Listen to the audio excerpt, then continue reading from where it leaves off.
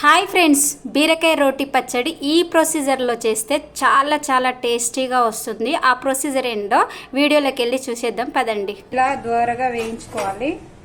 ఇలా ఎర్రగా అయ్యే వరకు వేయించుకోవాలి. ఆయిల్ వేసుకొని బీరకాయ ముక్కల్ని వేయించుకుందాము.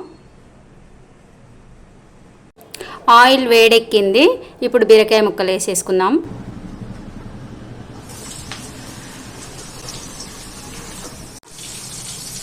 హాఫ్ స్పూను పసుపు వేసుకోవాలి.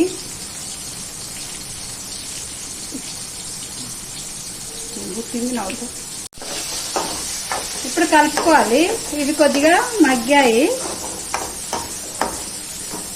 ఈ వీడియో కింద మీ అభిప్రాయం తెలిపి కామెంట్ చేసిన వాళ్ళ నేము నేనైతే నెక్స్ట్ వీడియోలో అనౌన్స్ చేస్తాను. చేసుకున్నాము.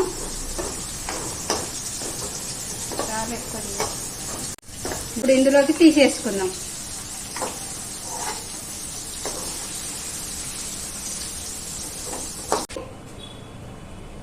ఈ విధంగా మగ్గినాక తీసేసుకోవాలి. టేస్ట్ కోసము 2 స్పూను ఇలా తీసుకోవాలి. స్పూను మినపప్పు, ఒక 2 స్పూను శనగపప్పు వేసుకొని ఇలా దోరగా వేయించుకోవాలి. ఎర్రగా.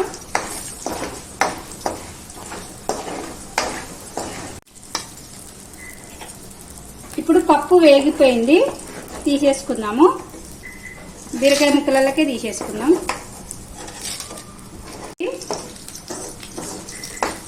బీరకాయ ముక్కలు ఒక దాంట్లో వేసేసుకున్నాము. టమాటా ముక్కలు వేసేసుకుందాము. టమాటా ముక్కలనే కొద్దిగా చింతపండు, ఇవి వేగినాక ఉప్పు కారం కూడా ఇందులోనే వేసుకోవాలి.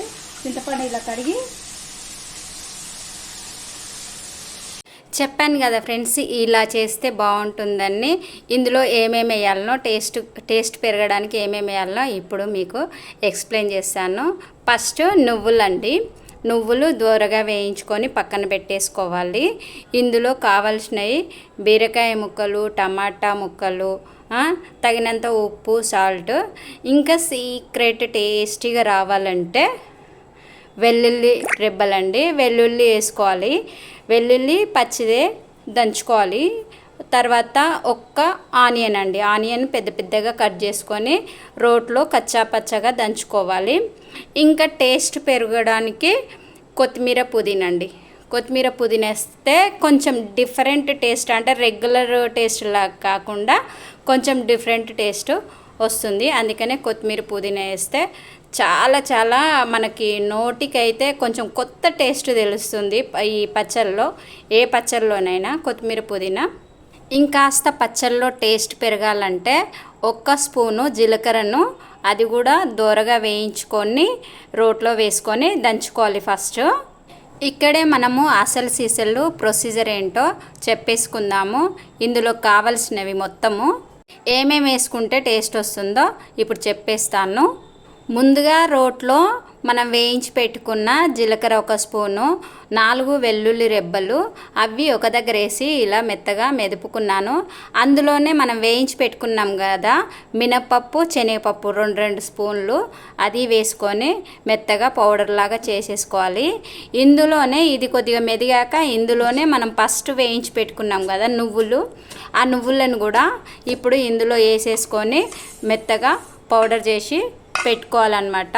నాకు ఇక్కడ రోలు చిన్నగా ఉంది, అందుకని కొంచెము చట్నీ అంతా మొత్తం రోట్లో ఒకసారి వేయించి రుబ్బడానికి అవ్వలేదు. కొద్దిగా ఇలా తీసుకొని రుబ్బుకుంటున్నాను. ఇప్పుడు ఈ పౌడర్ రెడీ అయిపోయింది కదా, దీన్ని తీసి పక్కన పెట్టేసుకుందాము. మీరు ఈ వీడియో ప్రొసీజర్ మొత్తం చూడకుండా స్కిప్ చేస్తే మాత్రము మీ పచ్చడికి అంత టేస్ట్ రాదండి. ఖచ్చితంగా మీరు స్కిప్ చేయకుండా చూస్తే చాలా నేర్చుకుంటారు.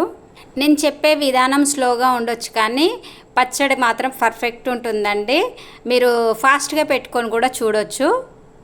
ఈ బీరకాయ చట్నీ టేస్టీగా చేసేవాళ్ళు ఎంతమంది ఉన్నారో కామెంట్లో కంపల్సరీ కామెంట్ చేయండి ఫ్రెండ్స్. ఎందుకంటే నేనే టేస్టీగా చేస్తున్నానేమో అని నేను అనుకుంటున్నాను. నాకంటే టేస్టీగా చేసేవాళ్ళు కూడా ఉన్నారేమో నాకు తెలియదు. మరి నేనే ఈ కొత్త రెసిపీ కనిపెట్టానేమో అనుకుంటున్నాను. ఇప్పుడైతే రోట్లో ఈ బీరకాయ ముక్కలు వేసేసుకొని దంచుకుందామండి. అన్నీ ఒకసారి వేసి దంచుకోవచ్చు, కానీ చెప్పాను కదా రోల్ చిన్నగా ఉంది. ఒక్కొక్క ఐటము మెల్లిగా నేను దంచుకుంటున్నాను రోట్లో. ఇప్పుడు ఈ తర్వాత బీరకాయ ముక్కలు అయిపోయాక టమాటా ముక్కలలో చింతపండు వేసి మగ్గించుకున్నాం కదా. ఈ పౌడర్ ఇంకా అది ఇది ఒక దగ్గర పట్టదు అనేసి పౌడర్ ఇందులోనే కలుపుతున్నాను. టమాటా ముక్కలలో కలిపేసి ఇప్పుడు రోట్లో వేసి దంచుతాను. ఆ తర్వాతకి బీరకాయ ముక్కలు అన్నీ ఒక దగ్గర వేసి కొంచెం కొంచెంగా దంచి పక్కన పెట్టేసుకుందాం మనము. నా వీడియోస్ అయితే చాలామంది చూస్తున్నారు, కానీ గుడ్డిగా చేసుకుంటూ పోతున్నాను. ఎవరైతే ఇది బాగుందక్క, ఇలా చేస్తే బాగుంది, మేము కూడా ట్రై చేసాము, టేస్ట్ వచ్చింది అని అయితే ఎవరు చెప్పట్లేదు. చెప్పాను కదా, ఆనియన్ ముక్కలు ఇలా పెద్ద పెద్ద కట్ చేసుకొని కచ్చా పచ్చగా దంచుకోవాలి. టేస్ట్ అంతా వచ్చేది ఆనియన్తో, వెల్లుల్లి రెబ్బలతోటి, జీలకర్రతోటి. ఇంకా మనము ఎక్స్ట్రా మినపప్పు, శనగపప్పు కూడా వేసుకున్నాం కదా, అదే హైలైట్ అనమాట. ఇంకా కొత్తిమీర, పుదీనా, ఇంకా ఇవన్నీ ఊహించుకోండి ఫ్రెండ్స్. మనము బీరకాయ చట్నీ, రోటీ పచ్చడి రోట్లో వేసుకొని ఇవన్నీ చేసుకుంటే ఎంత టేస్ట్ ఉంటుందో చూడండి. నేనైతే ఎండుకారం వేసాను, మీరు పచ్చిమిర్చి వేసుకోండి, ఎక్సలెంట్ ఉంటుంది. నేను పచ్చిమిర్చి తినను, ఎందుకంటే నాకు జలుబు చేస్తుందని నేను తినను. మీరు పచ్చిమిర్చి వేసుకోండి, నా సజెషను. ఇప్పుడు అన్నీ ఇలా మిక్స్డ్గా దంచుకొని మనం పక్కన పెట్టేసుకుందాము. అన్నీ ఇలా మిక్స్ చేసుకొని దంచుకొని పక్కన పెట్టేసుకొని మనము పోపు వేసుకుందామండి. పోపుకు కావాల్సినవి కొంచెం మినపప్పు, కొంచెం జీలకర్ర, ఆవాలు, కొంచెం శనగపప్పు, 2-3 ఎండుమిర్చి వేసేసుకొని, ఉంటే కరివేపాకు కూడా వేసేసుకొని పోపు వేసుకొని ఈ పచ్చళ్ళలో వేసుకొని తింటే, వేడి వేడి అన్నంలో సర్వ్ చేసుకుంటే ఎక్స్ట్రాడినరీగా ఉంటుంది. చాలా చాలా సూపర్గా ఉంటుంది ఫ్రెండ్స్. ఓకే ఫ్రెండ్స్, ఈ వీడియో మీకు నచ్చిందని అనుకుంటున్నాను. ఈ వీడియో కనుక మీకు నచ్చినట్లయితే లైక్ అండ్ షేర్ చేయడం మర్చిపోకండి. మరిన్ని నా కుకింగ్ వీడియోలు, టెంపుల్ వీడియోలు కావాలంటే నా ఛానల్ని సబ్స్క్రైబ్ చేసుకోండి ఫ్రెండ్స్.